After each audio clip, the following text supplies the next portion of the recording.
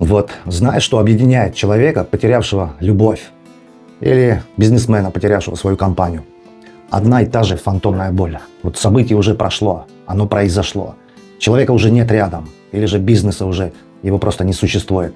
Осталась только пустота. И твой мозг отказывается в это верить. Вот каждое утро ты просыпаешься, и первые несколько секунд тебе кажется, что все еще все по-старому. А потом реальность бьет тебя бетонной плитой по голове. И ты начинаешь прокручивать это заново и заново. Ты заходишь на страницы вот чужих для тебя людей. Ты ведешь какие-то мысленные диалоги с теми, кто давно с тобой уже не разговаривает.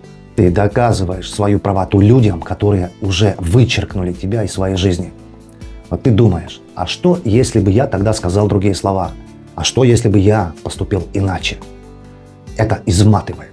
Это высасывает из тебя ту энергию, которая нужна тебе сегодня, чтобы просто встать со своей кровати.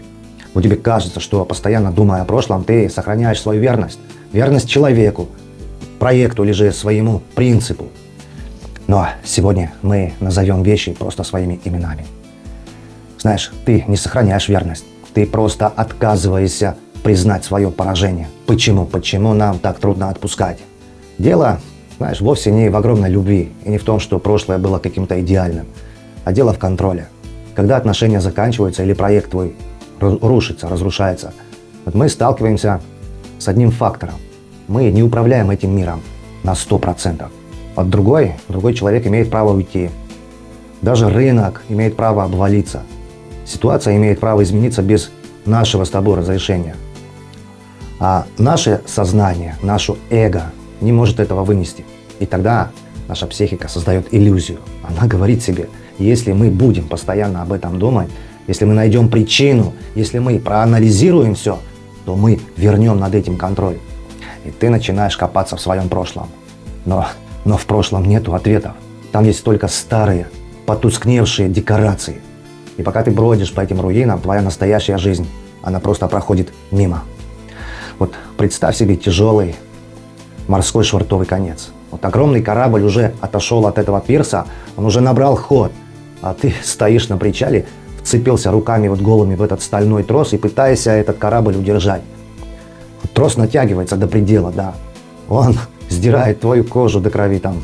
Ты стискиваешь зубы и думаешь, я сильный, я все равно удержу. Но ты не удержишь этот корабль. Потому что законы физики, они работают под другим принципом.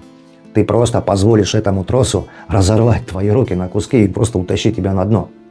Отпустить – это не значит проявить слабость. Отпустить – это значит разжать эти вот твои окровавленные пальцы, это бросить трос в воду и остаться просто живым. Сказать себе, да, этот корабль ушел, но я остаюсь на берегу, и моя жизнь продолжается. А вот что тебе мешает разжать твои пальцы? Знаешь, одно единственное чувство – это надежда. Вот как всегда нам с детства внушали, что надежда – это прекрасное чувство, что она умирает последней. Но когда речь идет о твоем уже прошлом, надежда – это не лекарство, это какой-то, знаешь, паразит.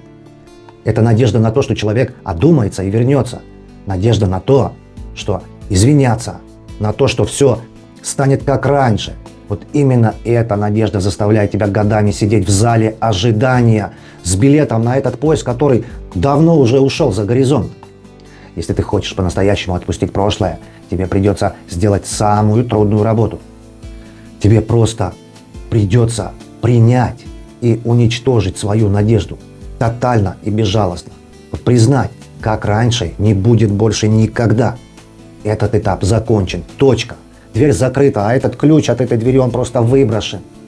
Только в ту секунду, когда исчезает надежда на возвращение прошлого, рождается твоя энергия для строительства твоего нового будущего. Как только ты отпустишь этот трос, тебе станет страшно. Потому что, знаешь, образуется пустота. Вот раньше твой день был занят страданиями, ты просыпался, вспоминал какие-то обиды, прокручивал там в голове у себя диалоги.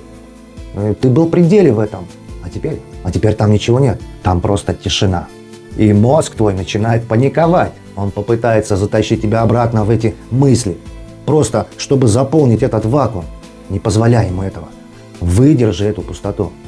Пустота – это не конец, это расчищенная строительная площадка. Твои руки наконец-то свободны, твоя голова ясная. Тебе больше не нужно тратить вот 80% энергии на удержание каких-то призраков в твоей голове. Вот отпустить – это не значит забыть. Вот невозможно стереть, знаешь, вот ластиком свою память.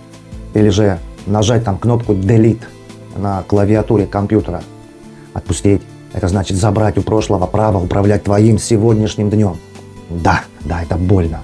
Да, признать, что часть твоей жизни, она просто ушла. Это значит, что просто отрезать от себя кусок. Но именно здесь, в этой вот, знаешь, честности начинается настоящая взрослая жизнь. Жизнь, в которой ты перестаешь смотреть в зеркало вот автомобиля заднего вида. Жизнь, где ты только смотришь на дорогу впереди себя. Потому что если у тебя есть дела поважнее, чем обслуживать, знаешь, ушедший сценарий, у тебя есть тогда твое сегодня.